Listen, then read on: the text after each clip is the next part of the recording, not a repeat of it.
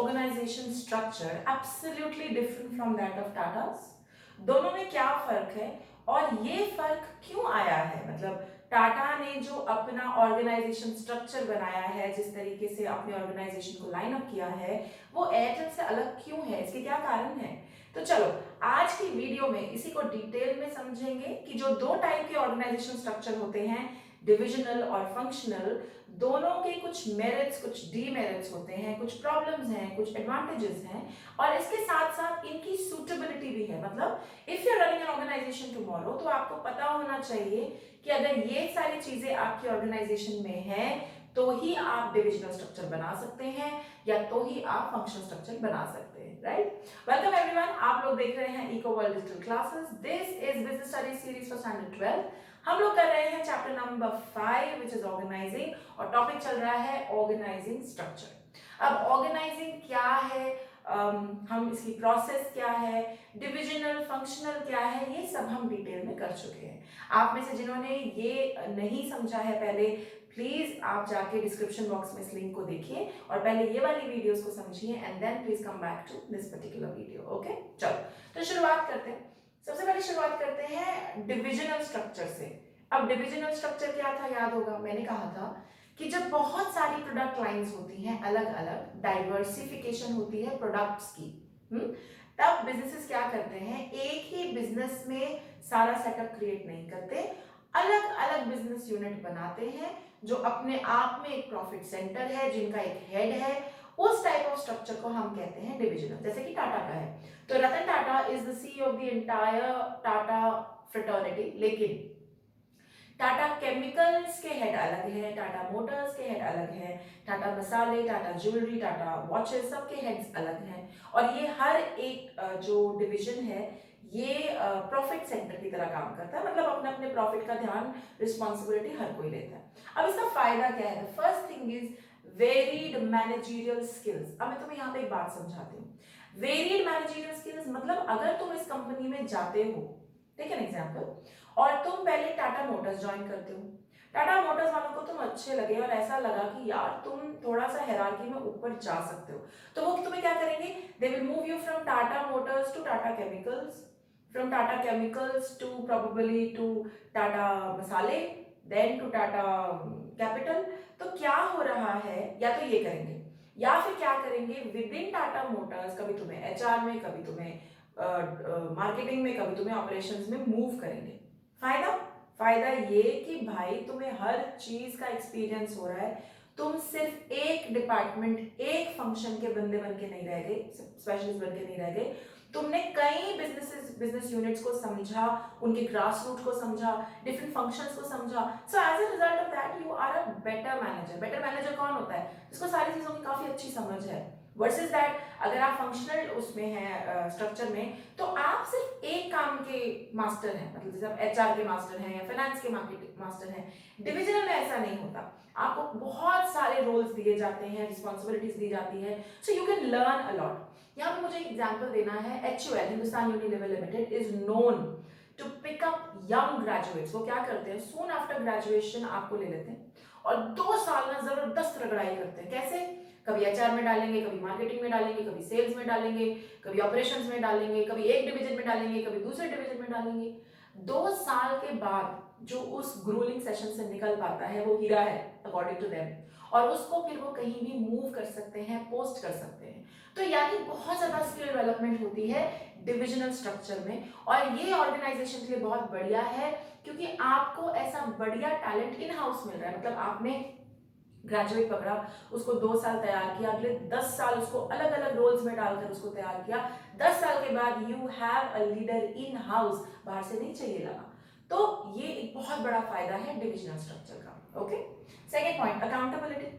भाई पियर्स का डिवीजन अच्छा नहीं कर रहा, लॉसेस में जा रहा है, तो I can take hold of Pears का डिवीजन। टाटा मसाले में लॉसेस चल रहा है तो मैं सीधा टाटा मसाले को पकड़ूंगी। यानी अकाउंटेबिलिटी फिक्स करना, यानी जवाबदेही, कौन कितना जिम्मेवार है, बहुत आसान है डिविजनल स्ट्रक्चर में, क्योंकि एक डिवीजन ही बिल्कुल अलग है। पूरी टाटा प्रॉफिट्स में है, लेकिन टाटा के 2 यूनिट्स लॉसेस में है, कैपिटल एंड मसाला मान लो। तो टाटा, रतन टाटा के लिए ये फिगर आउट करना कि कौन सी 2 यूनिट्स लॉसेस में हैं और उनके साथ क्या करना है is very easy. So fixing accountability is very easy in this kind of structure. Third, flexibility and initiative. I am the head of my department. मैं अपने डिवीजन की हेड हूँ, यानी और मेरा डिवीजन प्रॉफिट सेंटर है, मतलब मुझे प्रॉफिट कमाना मेरी जिम्मेवारी है. अकाउंटेबिलिटी है, कल को मुझसे पूछा जाएगा कि तुम्हारा डिवीजन अच्छा क्यों नहीं कर रहा. तो भाई I have the initiative. Initiative मतलब मेरे पास वो सारा अधिकार, वो सारा राइट है to take all those decisions which will ensure कि मैं पैसा कमा सकूं अपने बिजनेस के लिए. साथ साथ फ्लेक्सिबिलिटी भी है. मैं चाहूं तो अपने डिवीजन में कोई नया रूल ले आऊं, चाहूं तो पुराना रूल हटा दूं. इनिशिएटिव को एनकरेज करूं, क्रिएटिविटी को एनकरेज करूं. क्यों? क्योंकि इस यूनिट की अगर मैं हेड हूं तो उसका प्रॉफिट लॉस की अकाउंटेबिलिटी भी हम पर है.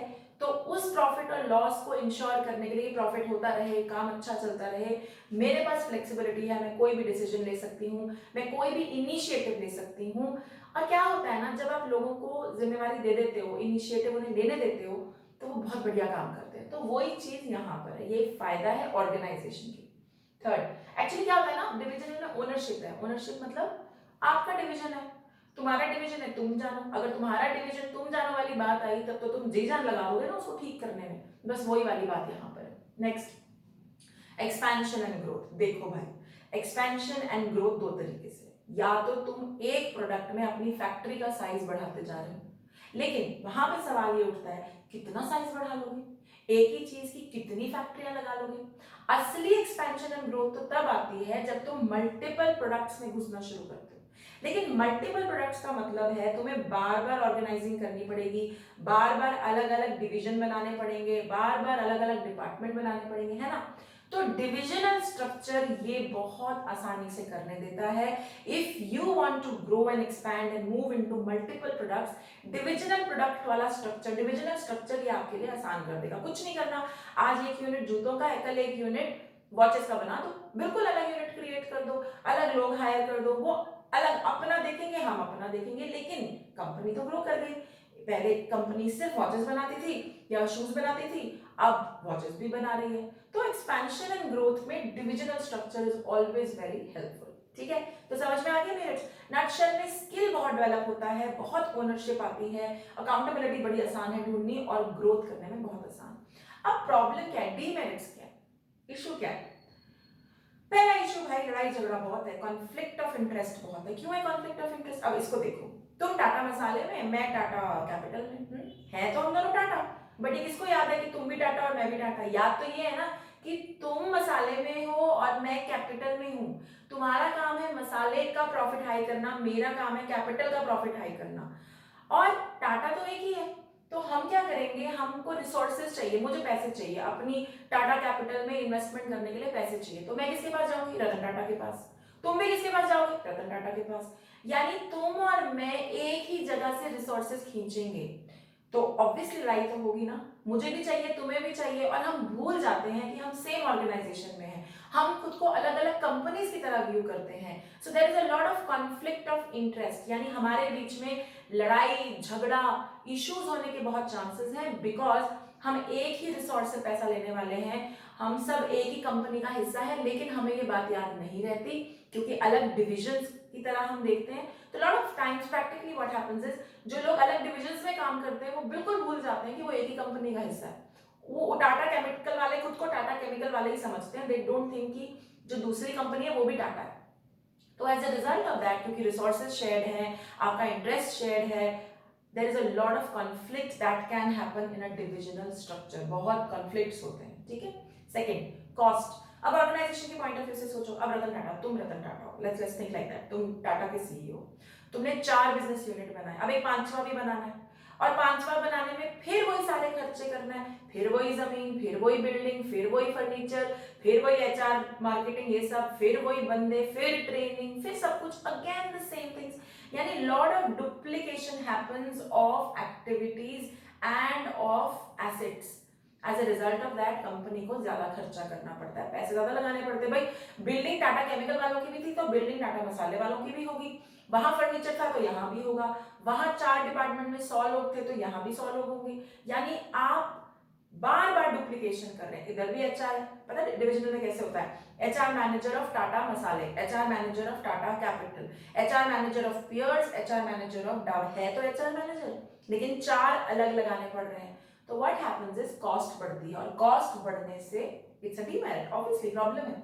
Next, divisional interest above organisation interest, जो मैंने बात अभी कही, मेरा डिवीजन जिंदाबाद, ऑर्गेनाइजेशन क्या है पता ही नहीं।